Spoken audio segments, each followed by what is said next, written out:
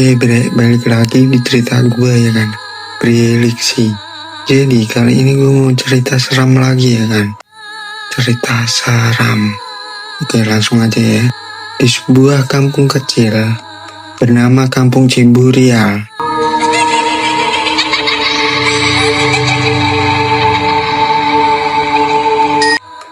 suasana malam selalu tenang. Lampu jalan redup.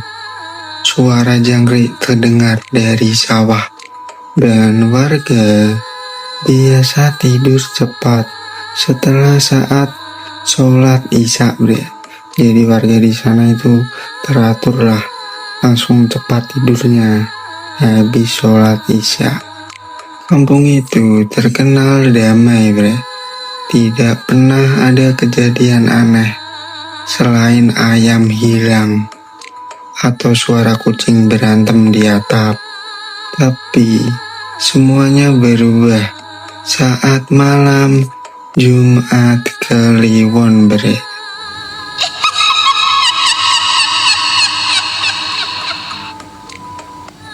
Malam itu hujan turun sangat deras bre. Pak RT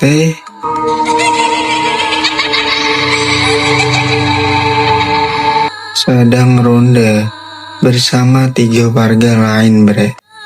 Mang Ujang, Pak Darto, dan si Jajang, si anak ojol yang baru pulang narik bre. Jajang, muka lo kok pucat? Tanya Mang Ujang ya kan, sambil menyeruput kopi bre. Perasaan aja, Mang tadi lewat kuburan belakang musola, kayak ada yang ngikutin. Si Jajang bilang gitu bre.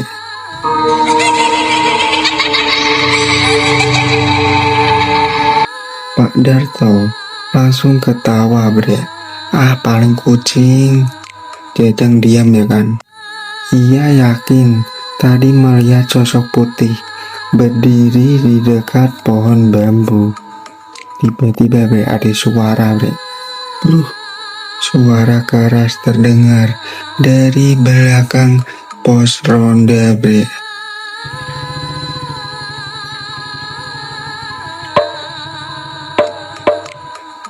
Mereka semua kaget dong. Apaan tuh? Teriak Pak RT bre. Pelan-pelan mereka menoleh di belakang pos ronda.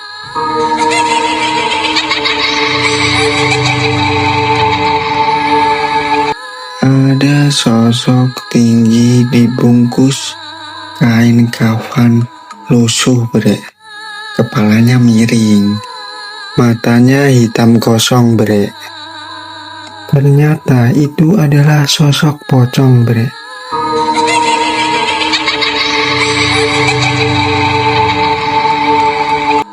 Mang Ujang langsung menjatuhkan gelas kopi bre. Astagfirullah, dia sampai nyebut gitu bre.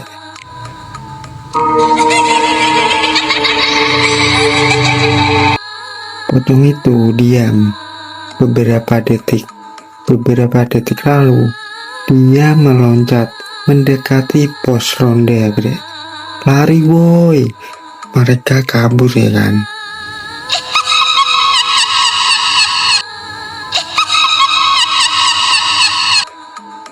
Jajang bahkan lupa motornya masih nyala bre. Sejak malam itu teror dimulai bre. Warga mulai mendengar suara loncatan bre di atap rumah setiap tengah malam.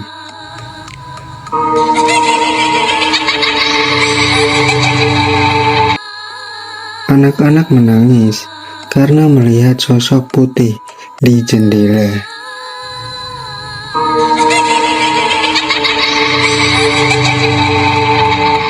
Ada yang bilang pocong berdiri di tengah sawah sambil menatap rumah warga bre.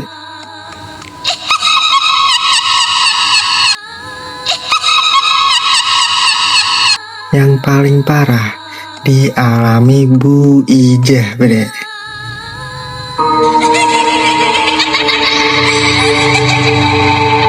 Malam itu ia bangun karena mendengar suara di dapur.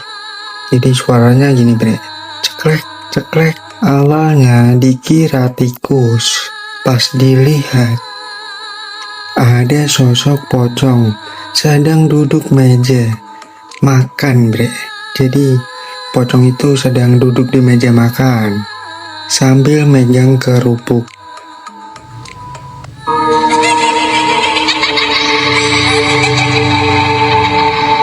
Bu Ijah pingsan seketika bre.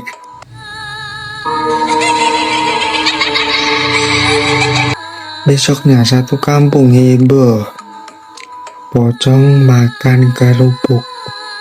Warga langsung teriak bre di warung saking hebohnya bre. Mang Ujang geleng-geleng ya kan. Ini pocong beda, serem banget, tapi aneh. Malam berikutnya makin kacau bre. Satu kampung mendengar suara toa musola menyala sendiri jam 1 malam bre. Lalu terdengar suara berat. Warga tolong, sarung saya nyangkut. Semua warga merinding bre. Jadi ada satu warga ya kan, teriak-teriak dek. Ternyata apa? Sarung dia nyangkut.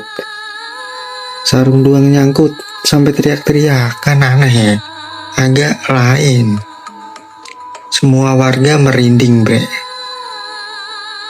Pak RT memberanikan diri ya kan, datang ke musola bersama warga lain ya kan. Dan benar saja, di depan musola ada pocong tersungkur bre. Sarung kafannya nyangkut di paku kayu.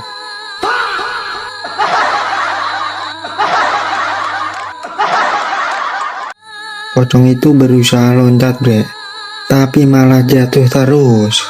Gajang yang lihat malah refleks bre, bilang kasihan amat. Pocongnya lompat-lompat terus kakek bisa, karena nyangkut di paku. Pocong itu perlahan ya kan, nengok ke Jajang bre, bantuin.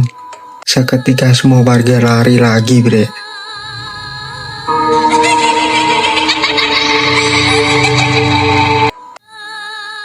Besoknya kampung makin sepi bre. Habis maghrib, semua rumah langsung tutup pintu bre. Warung kopi yang biasanya buka sampai malam ya kan, sekarang jam 8 sudah tutup bre. Saking takutnya.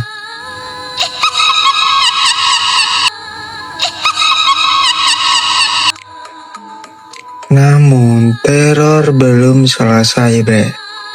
Suatu malam, listrik kampung mati total bre. Gelap gulita. Jadi dari kejauhan bre, terdengar suara loncatan ramai bre. Bukan satu masalahnya bre, tapi banyak.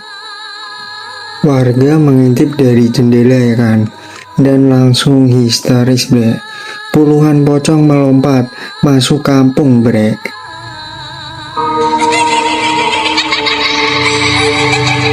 Ada yang di genteng, ada yang di jalan, ada yang di atas gerobak bakso bre.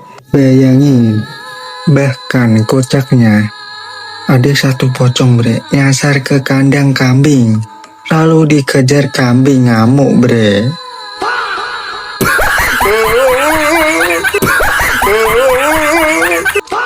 Agak lain pocong ini bre.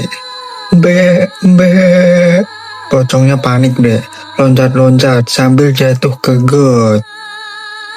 Meski lucu, suasana tetap mencengkam bre. Jadi masih seram. Pak RT akhirnya memanggil ustadz tua bernama Pak Rahmat bre.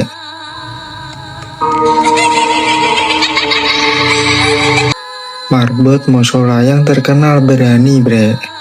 Pak Rahmat datang ya kan, malam Jumat berikutnya sambil membawa senter dan tasbih bre. Pak Rahmat bilang gini bre, jangan panik, semua kumpul di musola. Warga berkumpul bre dengan wajah yang takut. Tiba-tiba suara loncatan terdengar bre, lagi bre, dari luar. dan kabut tipis masuk ke halaman musola bre, dan muncullah pocong bre paling tinggi yang pernah warga lihat bre. Jadi pocongnya tinggi banget, matanya merah, kafannya kotor, penuh tanah bre. Dia berhenti tepat depan musola, bayangin pocong di depan musola bre. Anjir, serem banget. Semua warga gemetar bre. Pak Rahmat maju pelan ya kan. Siapa kamu? Pocong itu tidak menjawab bre.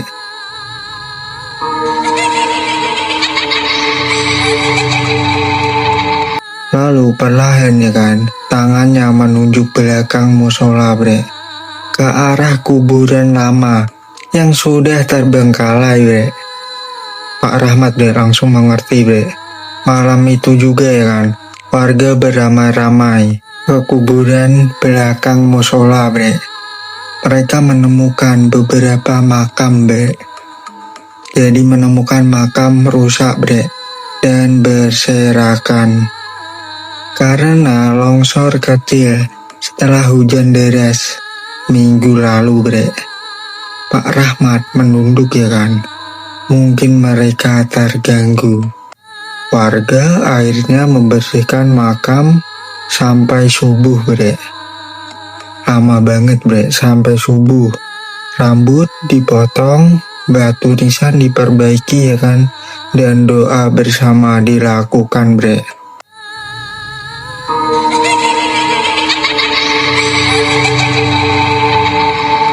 Saat azan subuh berkumandang ya kan, suara loncatan berhenti bre.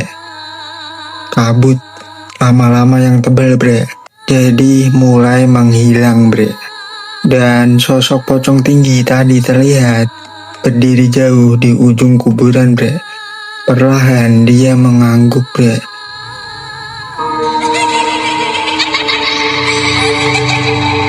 Lalu lenyap. Dan sejak malam itu teror berhenti bre. Kampung kembali tenang. Tapi ada satu kejadian ya kan, yang masih bikin warga merinding sekaligus ngakak sampai sekarang bre.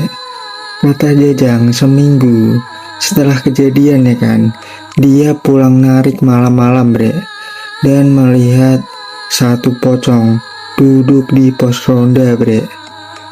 Pocong itu melambaikan tangan sambil bilang pelan bre, Jang, makasih ya waktu itu udah mau bantuin sarung saya.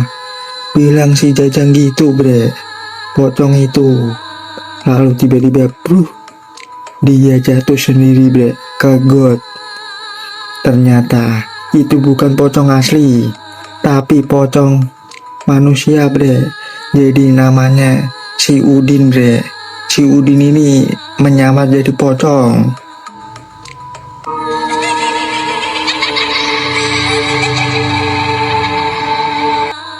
Emang agak lain si Udin ini. Dia juga mau nakut-nakutin warga, tapi aktingnya kurang mempan bre. Dia masuk ke got, mukanya penuh comberan bre.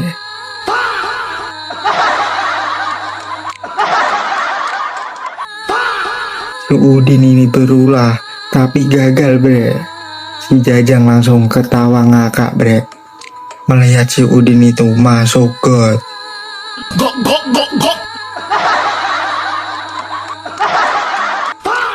Dan sejak itu bre, kampung Ciburial ya kan, udah aman bre, kagak ada teror-teror bre. Udah aman tentram. Jadi udah kagak teror-teror pocong itu bre, udah kagak ada. Oke bre, ceritanya habis ya kan, serem banget ya kan, serem banget ya kan. Oke, kalau kalian mau sharing-sharing ya kan, cerita kalian ya kan, kirim di bawah email ini bre. Kirim di bawah email ini bre. Dan support channel gue bre, Briliksi bre, biar berkembang. Oke, gue Briliksi pamit dulu ya kan. Pamit dulu bre. Nanti gue cerita serem-serem lagi ya, serem-serem lagi ya.